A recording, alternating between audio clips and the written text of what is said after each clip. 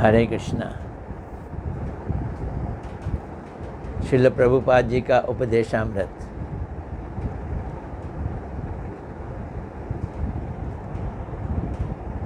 कल पूज्यपाद श्रील भक्ति वेदांत तीर्थ महाराज जी का तिरोभाव दिवस था।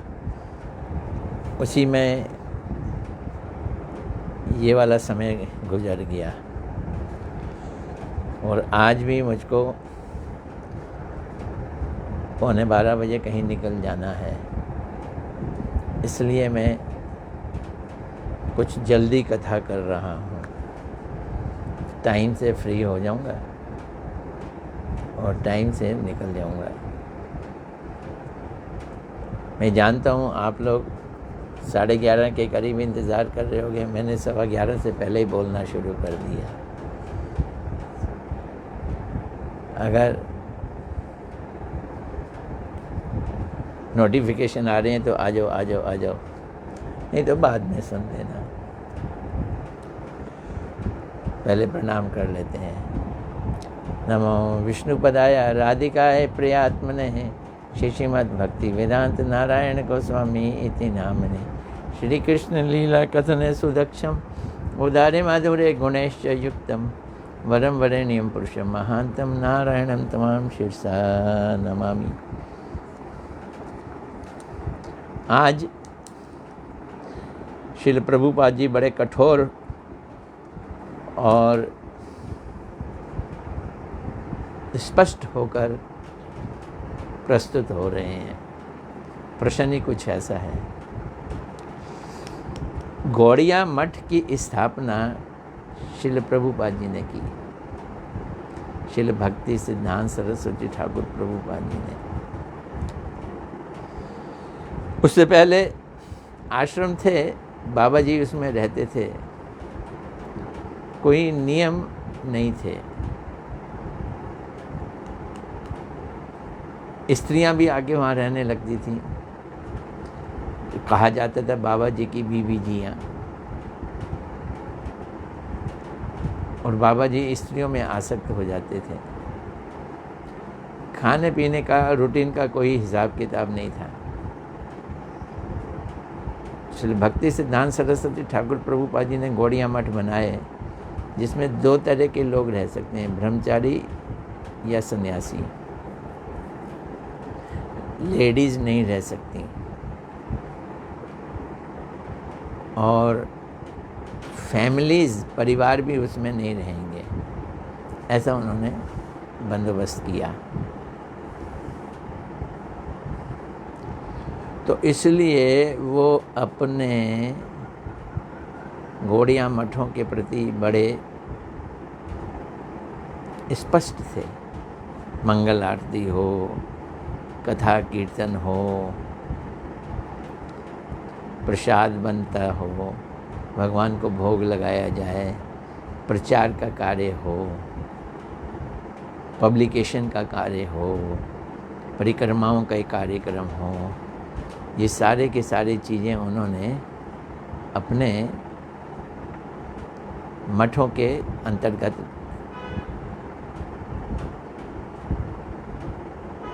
प्रस्तुत की। श्रील भक्ति सिद्धांत सरस्वती ठाकुर प्रभुपाद जी ने। तो इसलिए प्रश्न ये है, प्रभुपाद जी उत्तर देने जा रहे हैं, मठ में कौन रहेंगे? मठ में कौन रहेंगे?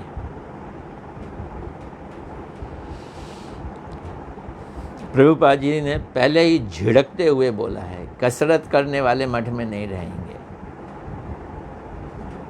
योगा कर रहे हों खाली, या व्यायाम करते हों,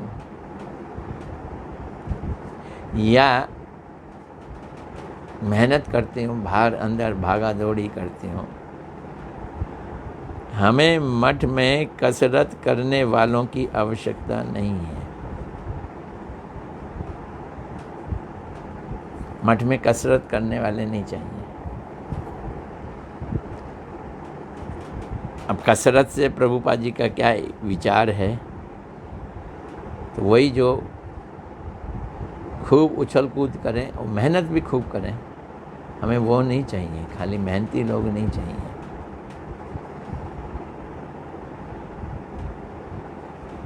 जो बाबू बनना चाहते हैं या क्लैरिकल है, ऑफिस खोल लिया, टेबल कुर्सी लगा ली, बैठ के कागज पत्र पे काम कर रहे हैं। कॉरपोरेट सेक्टर, ऑफिस कल्चर, वो भी नहीं चाहिए, उनकी भी आवश्यकता नहीं है। हमको मठ में भक्तों की आवश्यकता है, जो कौन हो? भगवान के भक्त हों।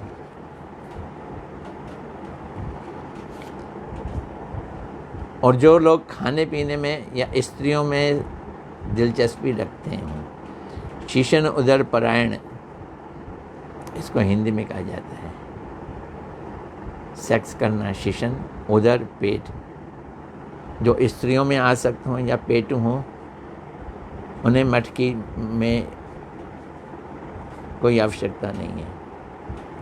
उन्हें एक एक करके मठ से विदा करो, और विदा करके मठ का खर्चा कम करना। इस तरह जगत का जंजाल कम हो जाएगा। मठ की छटनी होगी, जगत की छटनी होगी, जगत का जंजाल कम हो जाएगा। जो व्यक्ति मठ का आचार विचार पालन नहीं करते, तो अब यहाँ ये नियम है, मठ के आचार विचार में भक्ति के अंग होंगे, और जो मेहनत तो करें पर भक्ति के अंग नहीं, कथा में ना आए। गुरुदेव कथा के ऊपर बहुत जोर देते थे। वो यहाँ तक कहते थे कि कोई अगर गिरिराज जी की परिक्रमा करे कथा को छोड़कर, उसको क्या फ़ायदा? कथा का फ़ायदा परिक्रमा करने वाले के मुकाबले में करोड़ों गुना अधिक है। गुरुदेव करोड़ों गुना अधिक बोलते हैं। मठ में कीर्तन होता है, कीर्तन में लोग ना आए, ये हम बड़े बिजी हैं, सेवा में बिजी हैं, कीर्तन में नहीं आ सकते। इसका मतलब उन्हें भक्ति में दिलचस्पी नहीं है।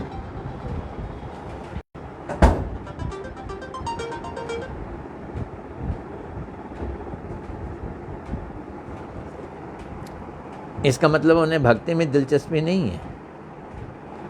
दिलचस्पी भक्ति में होनी चाहिए।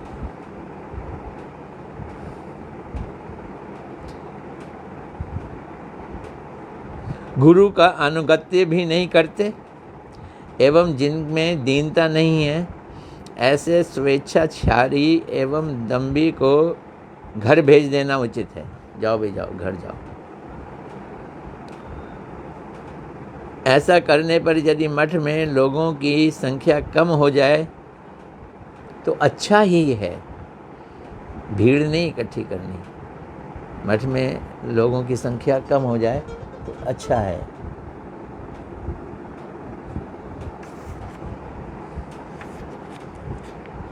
जो हरि भजन नहीं करते तथा लाभ पूजा प्रतिष्ठा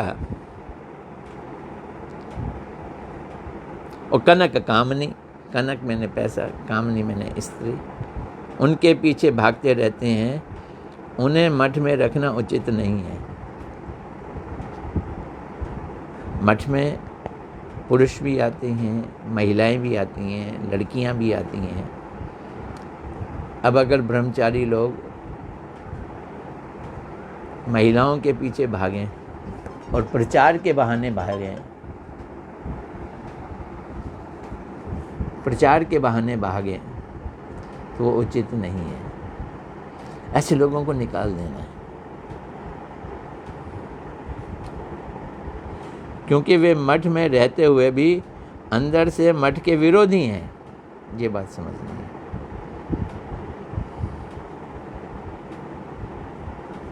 मैं मठ में अनेक दिनों से हूँ।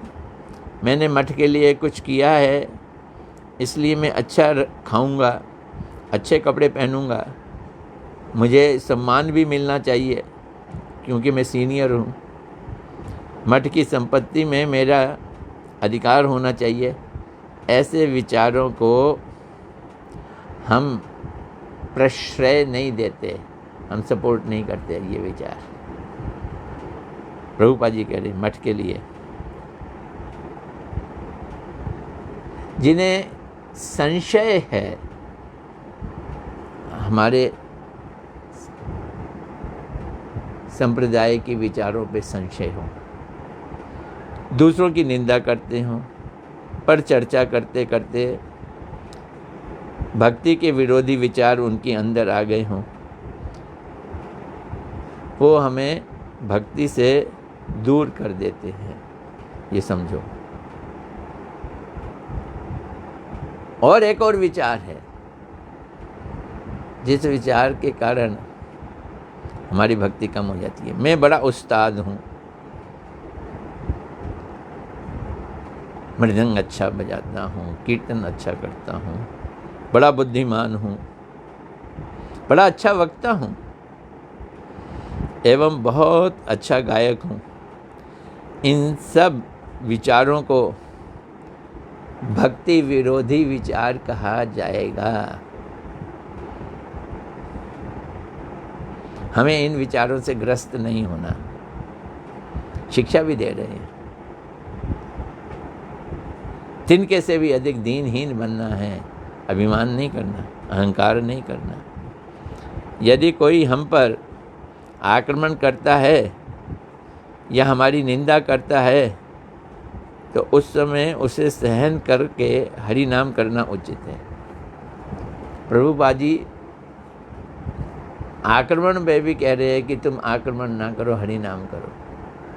हरि नाम करने से बड़ा जबरदस्त आक्रमण हो जाता है, क्योंकि तब हम प्रहार नहीं कर रहे हैं, भगवान प्रहार करेंगे उसके ऊपर। हमारी ये भी इच्छा नहीं है कि उसके ऊपर कोई प्रहार हो। हरि नाम हमारी सुरक्षा करेगा। उस समय ऐसा समझना चाहिए कि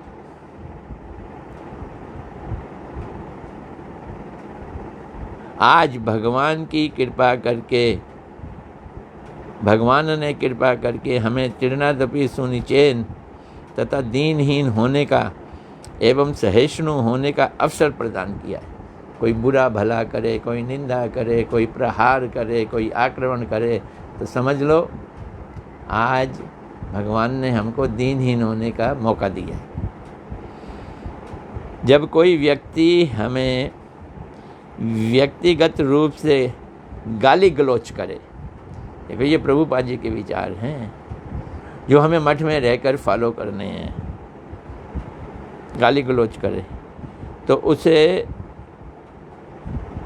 उस समय हमें विचार करना चाहिए कि भगवान ने इसके माध्यम से हम पर कृपा की है कि हम दीनहीन बने, ये कृपा की है।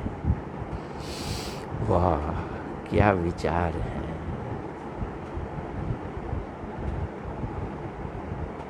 अगला प्रश्न,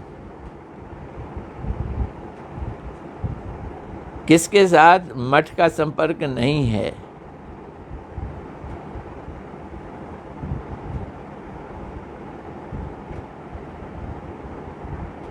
मठ में है पर मठ का संपर्क नहीं है, किसके साथ? तो प्रभुपाद जी क्या बताते हैं, जो दीक्षा का दुरुपयोग करने के उद्देश्य से दीक्षा लेके और उससे फ़ायदा उठाना चाहते हैं, कपटतापूर्वक मठ का आश्रय ग्रहण करते हैं, कपटतापूर्वक अपने फायदे के लिए, या अनुगत्य स्वीकार करते हैं, उनके साथ मठ का किसी प्रकार का संबंध नहीं रह सकता।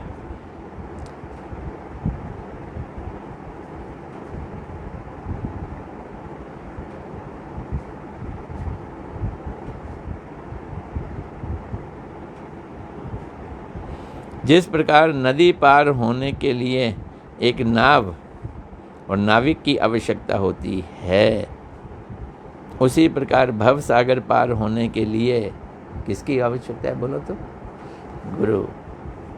गुरु की आवश्यकता होती है। के जावे रे भाई भव सिंधु पार। इसी भावना से आजकल लोग मुझे अपना गुरु बना रहे हैं।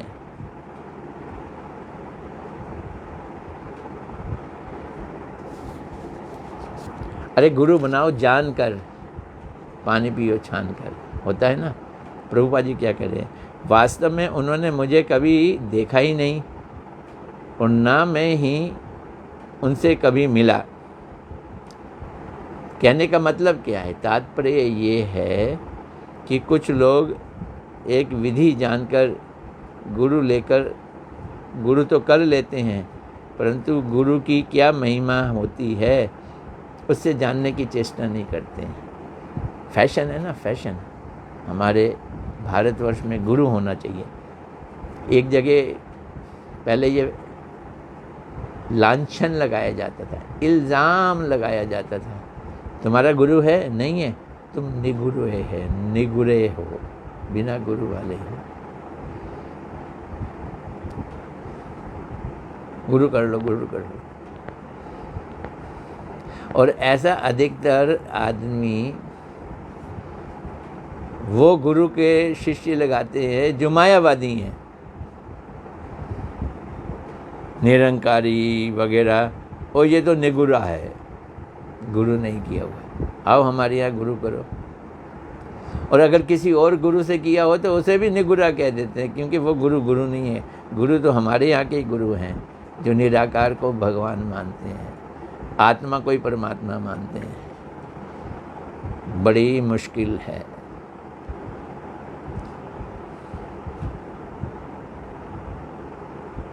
परंतु गुरु की क्या महिमा होती है हमें जानने की चेष्टा नहीं करते हैं।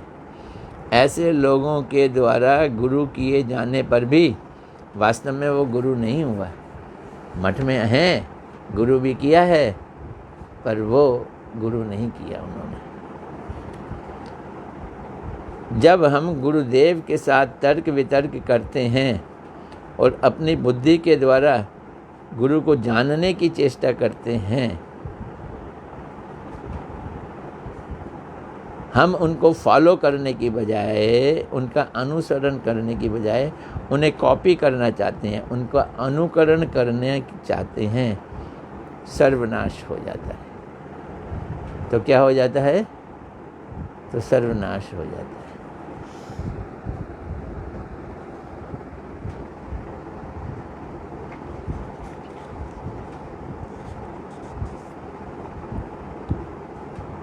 ये प्रभुपाद जी की विचारधारा है।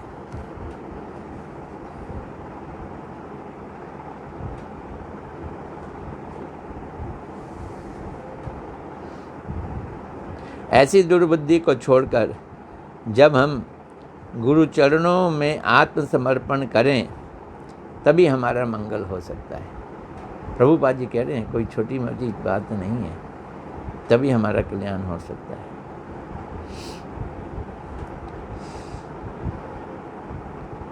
अर्थ, विद्या, योग्यता, पांडित्य इत्यादि वस्तुओं की इच्छा भगवत भक्त कभी नहीं करते। विद्या की भी इच्छा नहीं होती है भक्तों के अंदर।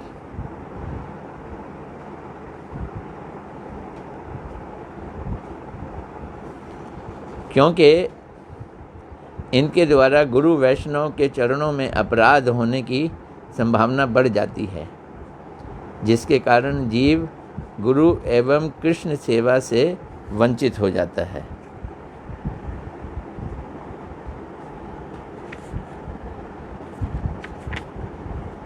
एक प्रश्न और है, ले लेते हैं जल्दी से। मैंने बोला ना आज मुझे 11:15 निकल जाना है। भगवान किसे अपनी ओर आकर्षित करते हैं?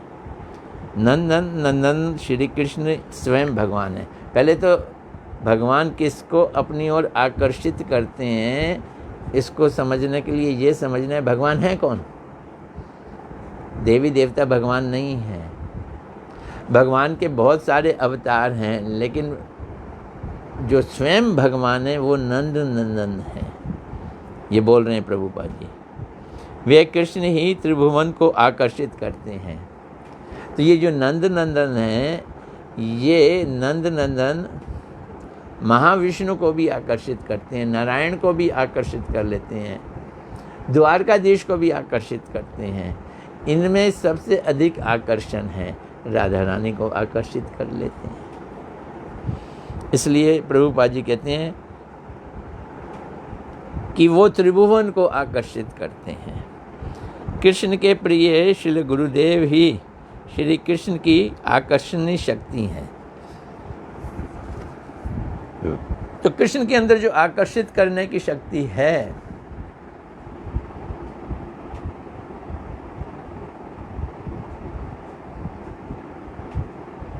आज तो भोजवानी जी आए हैं, वो कुछ कह रहे हैं।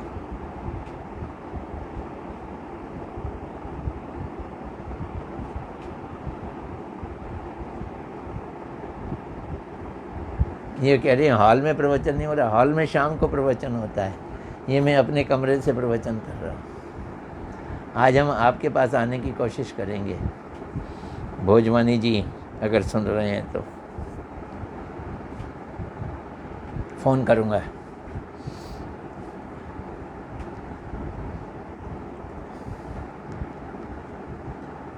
जो हॉल में प्रवचन होता है उसका टाइम है सुबह 8 बजे और शाम को 8:15 बजे। ये 2 टाइम है हॉल के प्रवचन के। और हॉल में जो प्रवचन होता है उसकी रिकॉर्डिंग IGVT दिल्ली में होती है। ये IGVT टीवी में रिकॉर्डिंग है मेरी वाली।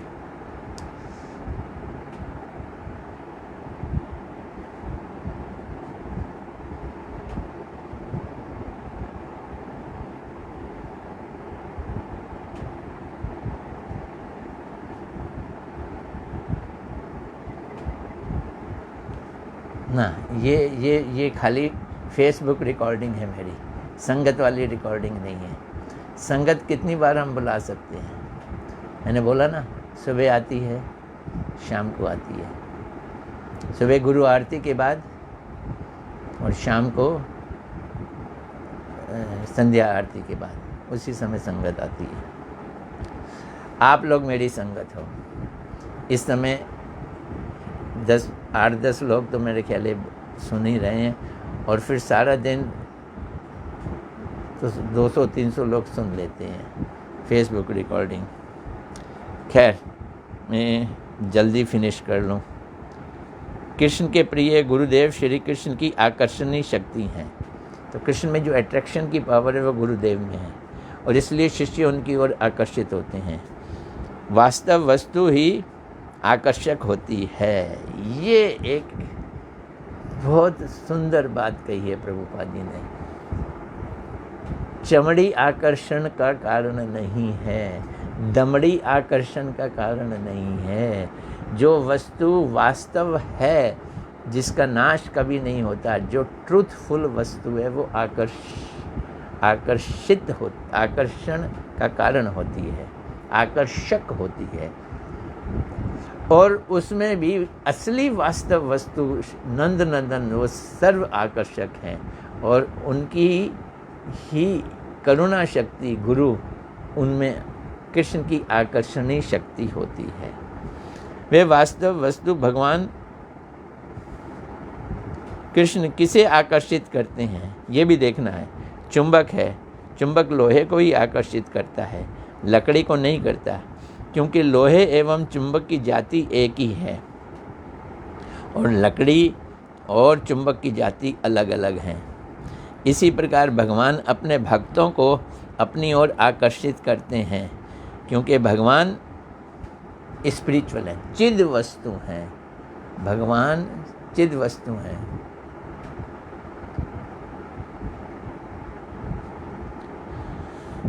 एवं जीव भी चिद वस्तु है, परंतु माया के संपर्क में आने से उसका ये गुण ढक जाता है। जब वह गुरुचरण आश्रय कर भजन करता है उसका माया बंधन कट जाता है एवं चिद गुण प्रकाशित हो जाते हैं, जिसके फलस्वरूप ये स्वाभाविक रूप से भगवान की ओर आकर्षित हो पड़ता है। भगवान के स्नेह एवं माधुर्य का अनुभव एवं सेवान्मुख जीव या सेवक उनकी ओर आकर्षित हो जाते हैं। तो जो भक्त हैं वो भगवान के स्नेह एवं माधुर्य एवं अनुभव को कर सेवान्मुख जीव या सेवक उनकी ओर आकर्षित हो जाते हैं। जिनमें भगवान की सेवा करने की उन्मुखता है, प्रवृत्ति है, भगवान को सेवा करने की जिनमें डिज़ायर है, उन्मुख मतलब जिनका मुख सेवा की तरफ है वो भगवान की ओर आकर्षित हो जाते हैं। वे आकर्षक वस्तु भगवान अपनी अचिंत्य शक्ति के द्वारा ऐसे जीवों को स्वीकार कर ले जाते हैं, खींच कर ले जाते हैं। तो भगवान जो आकर्षक वस्तु हैं, जिसमें आकर्षण है, हु इज़ मैग्नेट, वो लोहे को खींचते चली जाती है। अपनी अचिंत्य शक्ति से, आकर्षण की शक्ति से वो जीवों को खींच कर ले आते हैं। बीच में यदि वह जीव दूसरी वस्तु की ओर आकर्षित होता है, इधर वो कृष्ण के लिए आकर्षित हो रहा है, बीच में कोई दूसरी चीज़ आ गई, माया, तो उस समय वह मूल वस्तु भगवान के आकर्षण से छूट जाता है। तो ये ध्यान रखना है कि दूसरी चीज़ पे नज़र ना जाए। द्वितीय अभिनिवेशात, दूसरी तरफ हमारी नज़र ना जाए, ये ध्यान रखना है। एक और बंधन मूलक संसार का आकर्षण और दूसरी ओर कृष्ण का आकर्षण। इस जगत में रस, रूप, स्पर्श, गंध, शब्द, ये बंधन का आकर्षण है।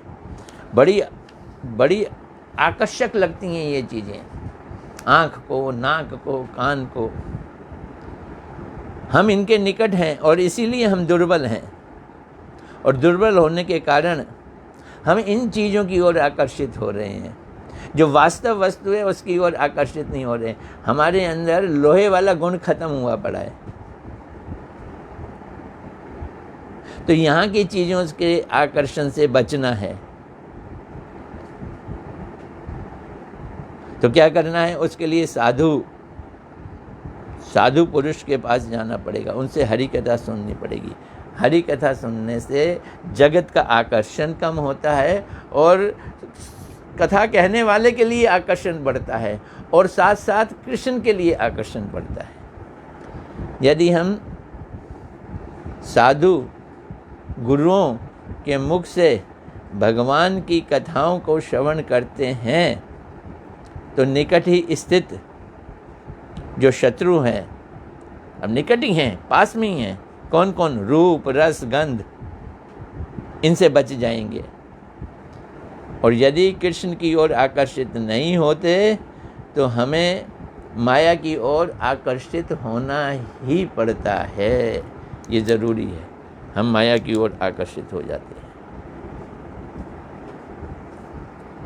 चलो आज इतना ही। तो अभी हम देखते हैं आज की कथा में कौन कौन आया है। अभी बाद में आते ही हैं लोग, तो नीचे से शुरू करते हैं। अभी लास्ट में हमारे भोजवानी जी आए हैं। हरे कृष्णा प्रभु जी, धन्यवाद। मैं अभी थोड़ी देर बाद आपको फ़ोन करूंगा, 1-1.5 घंटे बाद। मीना शर्मा जी आई हैं। हरे कृष्णा, धन्यवाद। मालिनी दासी हॉलैंड से, हरे कृष्णा, धन्यवाद। रानी झा जी, आप बहुत समय के बाद दिखाई दे रही हैं। हरे कृष्णा, धन्यवाद। मनीष मानो जी आए हैं। हरे कृष्णा, धन्यवाद। दुग्गल जी, हरे कृष्णा, धन्यवाद। चलो आज इतना ही, कल फिर मिलते हैं। हरे कृष्णा, धन्यवाद। ओ मीनू सूर्यवंशी, ये तो मेरे हाथ से निकल गई। मीना शर्मा तो बोल दिया मैंने, मीनू सूर्यवंशी भी हैं। हरे कृष्णा, धन्यवाद।